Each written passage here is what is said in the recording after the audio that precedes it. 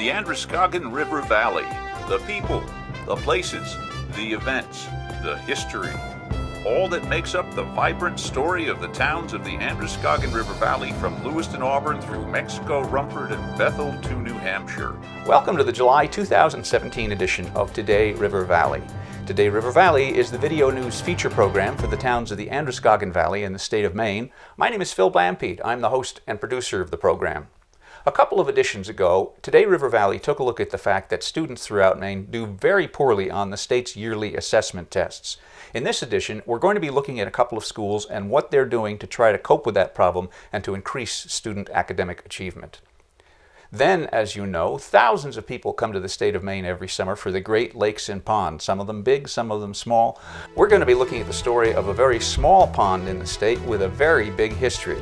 We'll be right back after a few messages from local businesses. Today River Valley is sponsored by the Sudbury Inn, lodging, fine dining, and a lively pub right on Main Street in Bethel, Maine.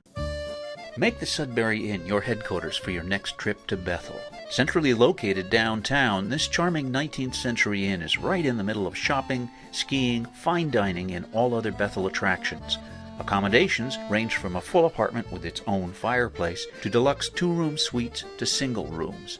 And you don't have to go far to find the best of Bethel, from fine dining in the main dining room to pub fare and live music in the popular Suds Pub to a bistro menu and bar in Bistro 151, featuring light fare with a creative flair, lobster ravioli with shrimp cream sauce, sweet pea and caramelized onion ravioli with a blue cheese sauce, blackened sea bass with a cucumber salsa, citrus-glazed veal short ribs with an Asian sauce.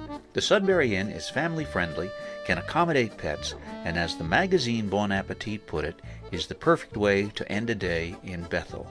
Call today for more information.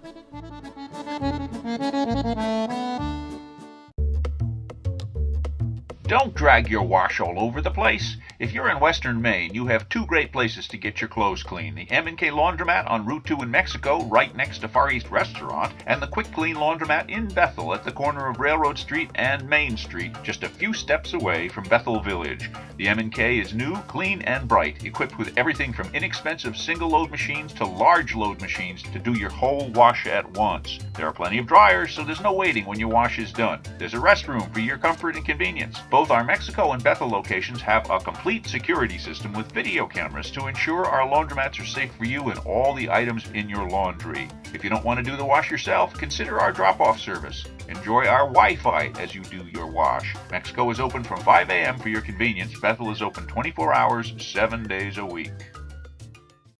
Washing machines are offering more and more features each year. Well, you may not find anything quite like this yet at Larson's Electric Service in Mexico, but you'll find the latest in everything from washing machines to refrigerators to stoves. With the Amana, Whirlpool, KitchenAid, and Maytag brands, Larson's offers free delivery and setup of your new appliance plus removal of your old appliance. Over 50 years experience, Larson's, 13 Main Street, Mexico, Maine.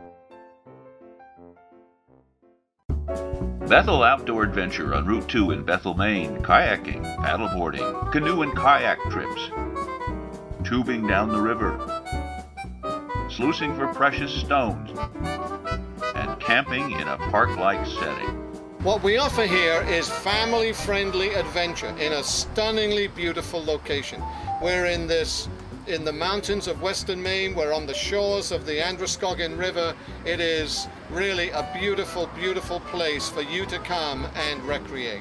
Nothing beats camping out in western Maine in the summer, and at Bethel Outdoor Adventure, you'll find a gem of a campground. Small, family-friendly, impeccably maintained, and with full hookups and space for everything from the largest RV to the smallest tents. Ask about our group sites. The campground is right on the river with river access, and there are hot showers with unlimited hot water. Summer is a special time in New England. Make the most of it at Bethel Outdoor Adventure. At Dan's Automotive, you'll find reliable used cars priced from $3,000 up. You'll get more car for less money. Here's a great example of what's available at Dan's. Warning, this may be sold by the time you see this ad, but if you get lucky, you may still have a chance at this 2005 Dodge Ram 150 in mint condition with low miles and one owner, offered well under book value at $7,995. Where you bought our car at Dan's, and we're glad we did. Dan's Automotive Repair and Sales, Crescent Avenue, Rumford.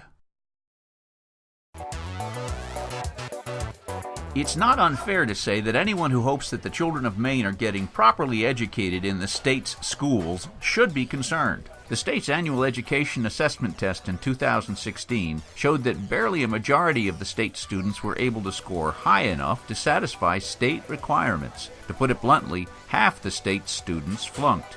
The statewide average in English was only 51%, in math only 38%, and in science only 61%.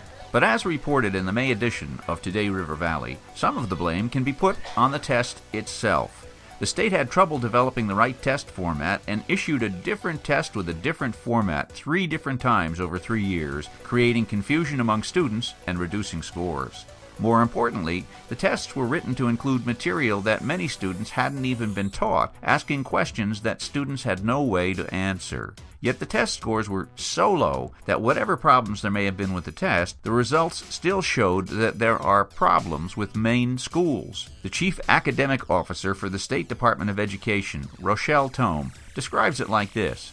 Our data was showing just that. Our graduation rates for our high schools, when compared to the student performance on our state tests, and also the data we were getting not only from businesses where students might not be as successful or in colleges where remediation rates were needed, were all aligning. It was suggesting that we needed to increase our expectations for students while they were in high school so that they could be more successful as they got ready to enter that next chapter. The assessment results have put educators in Maine on notice that improvements have to be made, and they are responding. In western Maine, in challenged school districts such as those in Lewiston and Rumford, Mexico, RSU 10, several strategies are being tried to turn academic failure into success.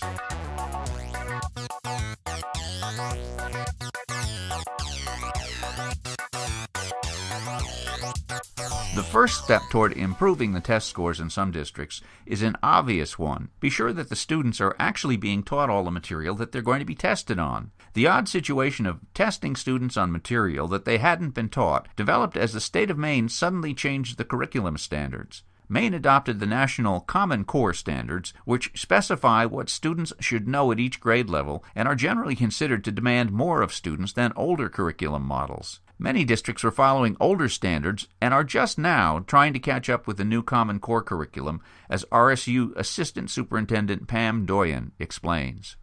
In RSU 10, what we found out was that our curriculum prior to July 1st was not completely aligned to the Maine learner results.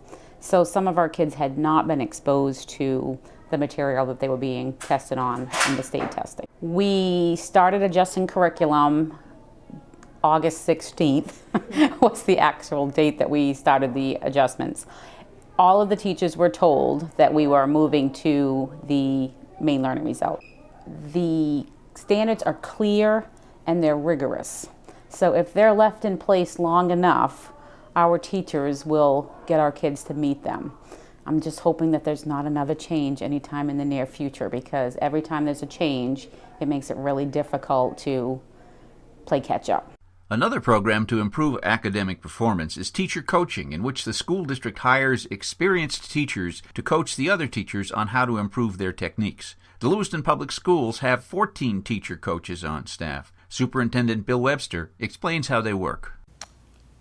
Among the things that can happen in schools to further improve instruction is the use of a teacher coach. A teacher coach is another teacher. But it's a teacher that is there to assist and work with teachers on their craft. It is not a supervisor. Teacher coaches do not evaluate.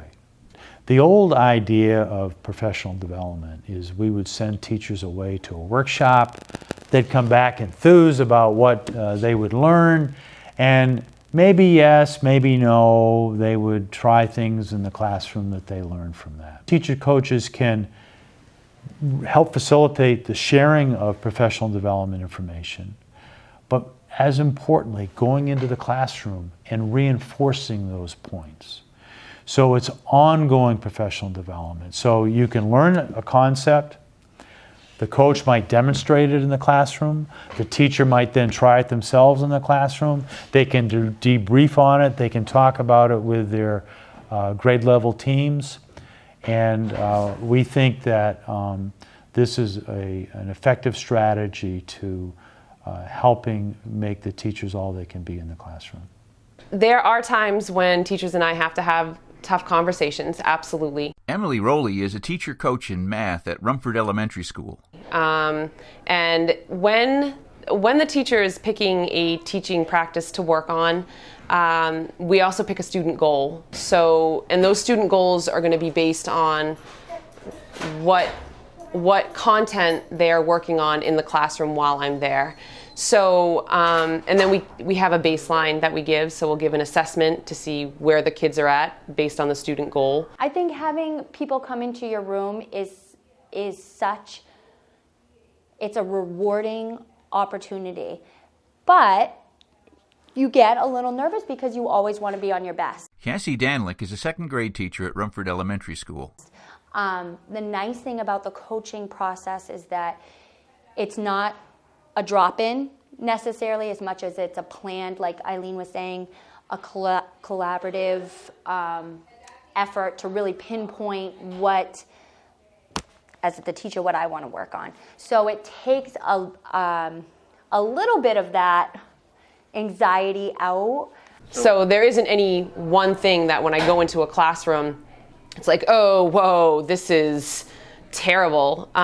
It's, teachers come to me and they ask, this is what I'd like to work on. Can we work on it together? So you take a very light touch, in other words? I guess so. Yeah, I guess it is a light touch. Teachers are hardworking, and I don't think anybody appreciates somebody coming on your turf and saying you're not doing this right. So having someone come in it's hard because in a lot of ways these are your babies for that year and they're yours, and how could anybody ever understand your class makeup the way you do? There's a lot of ownership in that, and there's a lot of protection around that. And so once you have an established relationship and you're genuinely working for the greater cause, it can move mountains. It really can.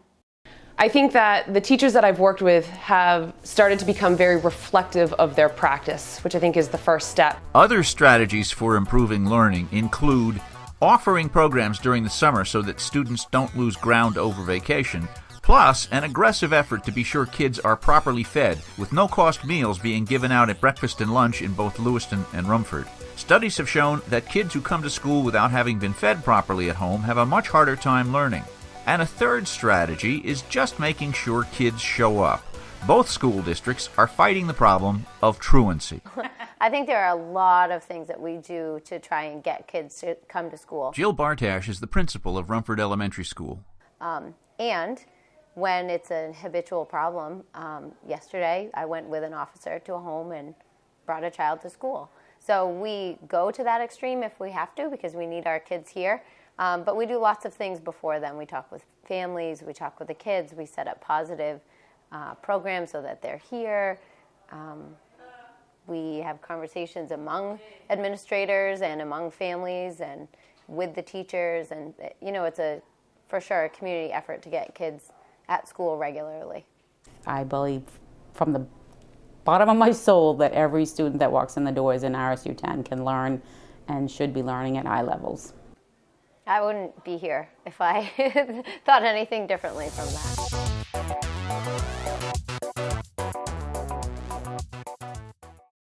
Bill never did like cell phones that much. I never did like cell phones that much. Bill even had nightmares about being chased by giant cell phones. But then one day he happened to stop into the wireless zone in Mexico, Maine, just to get out of the rain. Before he knew it, he was dazzled by the variety of phones, from Apple to Motorola to Samsung. He wanted to know more, but didn't want to sound dumb, asking silly questions. Do you have any questions? Well, I don't really want to sound silly. Don't worry.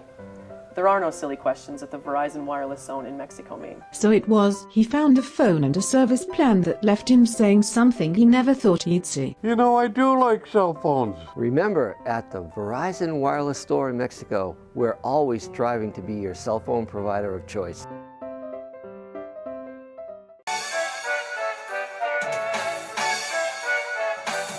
Hi, I'm Roger Whitehouse, owner and designated broker of Riverside Realty here in Mexico, Maine.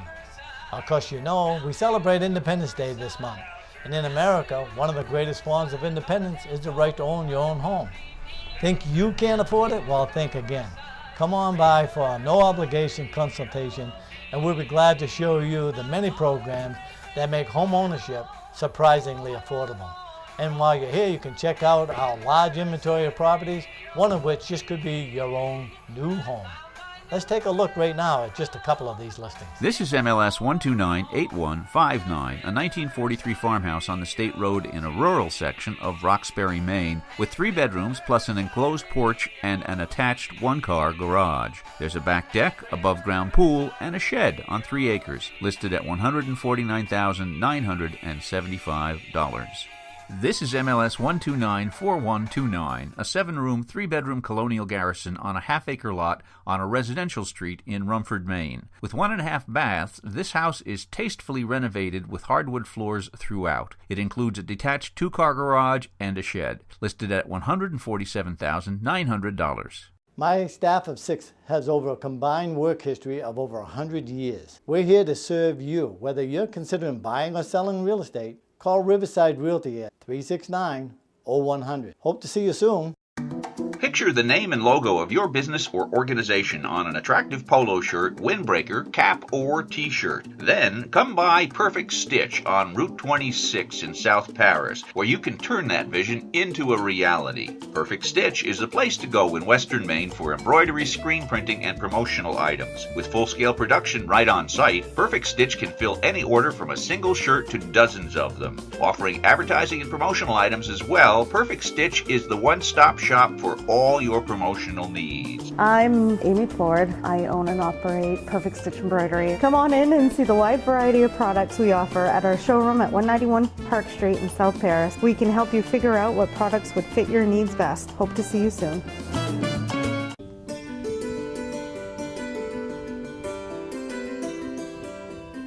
Howard Pond is a relatively small body of water in Hanover, Maine, but it has a big history. It runs deep, both physically, with a maximum depth of 118 feet, and in the strong feelings the pond and its legacy engender in those who know it best. No, this is a special place. This is special. Oh, absolutely. Yes, definitely. Why would you say? Quiet. Yeah, peace, quiet, beautiful sunrises and sunsets. And the balloons are always an attraction, of course. The special quality of Howard Pond starts with its location, sitting in a glacially carved bowl on a hill. The pond is at an elevation of 1,084 feet above sea level, and a stream flows out of it downhill to the Androscoggin River over 400 feet lower. That downward slope gave rise to a series of water-driven mills which made everything from flour to lumber to leather. They took the water from this pond, controlled it, and those mills were all on water power. The first mill was built in 1796 by Phineas Howard Sr., after whom the pond is named, and the last mill remained open until 1951. During its heyday, the mill district along the Howard Pond outlet stream made Hanover the most economically active area in the region, something hard to recognize now in the thick woods which have overgrown the banks where the mills once stood. I can take you to one place where you can still see the sluiceway, and that was the Roberts garden. I think it was John Roberts, had a furniture factory, and that concrete work is still there. The fading memory of the prosperous mills may be part of what gives the pond a special identity, but too, the legacy of tragedy also adds to what Howard Pond is today. While the mills used the land below the pond, by the early 18th century, farmers began to settle the narrow areas of fertile land between the water's edge and the ledgy hills. But then, as the Civil War was raging, a persistent epidemic of diphtheria hit the small farming settlement, and it decimated the population. A tombstone in Hanover Cemetery gives testament to the effect on one family, while a letter from that time describes in a restrained New England fashion how the epidemic ravaged one Howard Pond household. Hanover, January 17, 1864. Brother Burr, a few lines to let you know how we are prospering in Hanover. The diphtheria is raging very bad in this neighborhood. 2 is already laid in the cold embrace of death, Clement and Seward Bean. Seward died last Monday after a sickness of a week. Clement died today. He was sick 3 days. They both suffered a great deal and was willing to die. Cynthia is very sick, is not expected to live but a short time. Peter, Mary, and Nathan are sick, but they are on the gaining hand. They are having a very hard time there.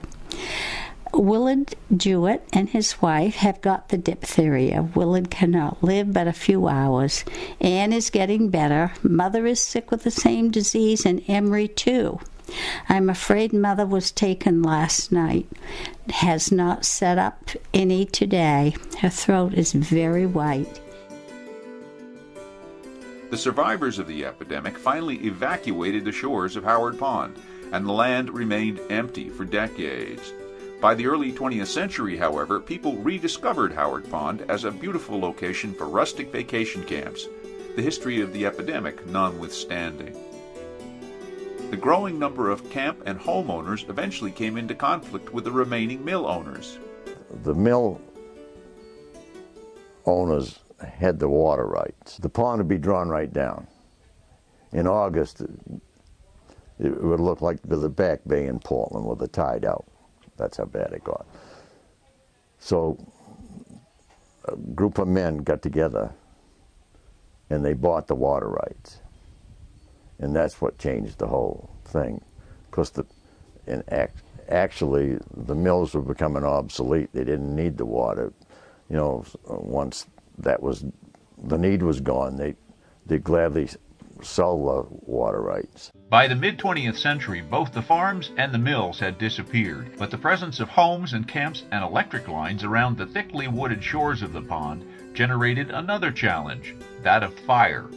Several large fires occurred, perhaps the most dramatic taking place in the 1970s. Harrison Burns was one of the local firefighters who responded. One night, at about 2 o'clock in the morning, when I was captain of the Rumford Point, I got a call, and we had 15 acres plus 5 camps going all at once. That's the first we'd heard of it. Some wires down by one of the camps. Very windy night. Well, I was released from it at 6:30 in the morning, so we got it because the wind come up both sides of the top of the mountain and put it out right up there, practically. Despite the occasional dramas, the history of the pond during the last century has been mostly that of the development of a tightly knit community, and especially one where many people had some of the most memorable moments of their childhoods. I think things don't change here much because the properties don't change much. And right now, as we in 2015, there's a big turnover. It's the cycle of life, I might say. Some are passing, and with that passing comes new people. You know, that's what it is. And there's many new children or kids coming because there's been some transfers of the property, and grandchildren have come. So yeah, I can't tell you how many there are, and I think those kids, or those 14 years old kids, they've got roots here, so there again, there's big memories because of all the pleasant things about Howard Pond.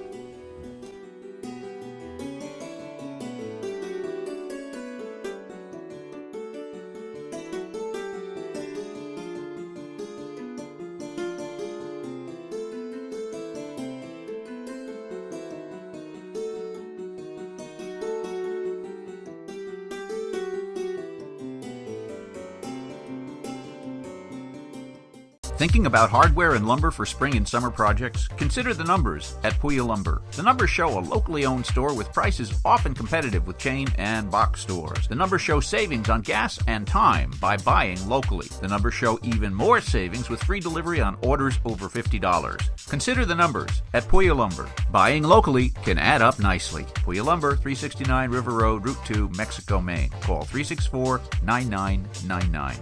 For nearly 7 decades, the residents of Western Maine have turned to Goodwin Well and Water, Maine's leader in water well drilling, pump installation, water treatment systems, and geothermal. When you choose Goodwin Well and Water, you choose a powerful combination of engineering minds, excellent workmanship, and exceptional customer service. Remember last year, don't get caught dry again. Call Goodwin Well and Water for a free consultation today. After such a long winter, you deserve to get out on the road with an RV or trailer from Scott's Recreation. Browse our lots or check our website at scottsrecreation.com. We have the newest Alpine, Big Country, Elk Ridge, Mission trailers, Snowcrow trailers, and fifth wheel models, as well as many pre-owned models. Scott's Recreation, serving you since 1994 with current locations on Route 4 in Turner, Maine, and Route 202 in Manchester, Maine. The news is spreading fast about the superb Thai, Asian, and American cooking at The Lure restaurant in Rumford, Maine, right off Route 2 by the shopping center with Martin's. Located in the former Tina's restaurant, The Lure features skillfully prepared Thai and Asian specialties, plus seafood and some great American dishes as well, such as all-American fried clams. Owners Ned and Dee Dee serve up generous portions with the freshest ingredients, and now the outside deck is open for dining. Have a meal in the sun with an on-tap glass of Pinot Grigio or Pinot Noir. Plenty of parking, open for lunch or dinner Tuesday through Sunday. Come to The Lure. One bite and you'll be hooked. Excuse me, sir, are you getting a little shaggy around the ears but can't find time for a haircut? Well, now you can. At Lisa's Barbershop at 178 Main Street in Mexico, owner Lisa Shardlow specializes in quick haircuts. No appointment is necessary and there's rarely a wait. At Lisa's, the motto is cut and go. July, as everybody knows, was named in honor of the Roman Emperor Julius Caesar, after whom the Caesar salad was also named. If your hair is making you look less like an emperor and more like a salad, come to Lisa's this month and get it trimmed. Open Tuesday through Friday, 9 to 5, Saturday, 9 to noon. Lisa's, where you can get a haircut worthy of an emperor. Your Cleopatra will thank you. You're traveling through another dimension, a dimension not only of sight and sound, but of beer and soda. A journey into a wondrous land whose boundaries are that of sheer refreshment. That's the signpost up ahead. Your next stop, the Chill Zone. Hi, I'm Rick from Mountain Valley Variety in Rumford. I want to welcome you to my brand new beer cave. We have over 500 items in all.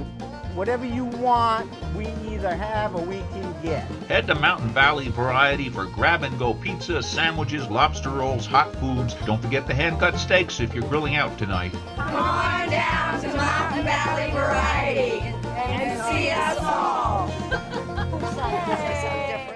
The Jolly Drayman Pub and the Briarley Inn, a gracious inn in Bethel, Maine, with an authentic British pub featuring classic pub fare. This is Helena at the Jolly Drayman Briarley Inn. Stop by, come to see us. Looking forward to your visit. After dinner, indulge yourself with a stay in one of the comfortable rooms upstairs in the Briarley Inn, featuring cuddly blankets, down feather pillows, soft linens, fluffy towels, and casual rustic decor. The Jolly Drayman, the authentic British pub in Bethel, Maine, located in the Briarley Inn. Yes, there is a health food store in Rumford, Maine. Good Karma Cafe and Health Food. Hi, we're Glenn and Sandy Gordon, owners of Good Karma Cafe and Health Foods at 72 Congress Street in Rumford, Maine. Check us out on Facebook, goodkarmahealthfoods.com, hashtag eat well, live well, hashtag be kind, do good, eat spinach. You should see the reviews on Facebook. Excellent food and superb service. Taste the freshness. So pleased to have this much-needed establishment. Good Karma Cafe and Health Foods, now celebrating 1 year in business. Open Monday through Saturday. Today River Valley is sponsored by the Sudbury Inn. Well, that's it for the July 2017 edition of Today River Valley. This is Phil Blampede, the producer of the program. See you next month.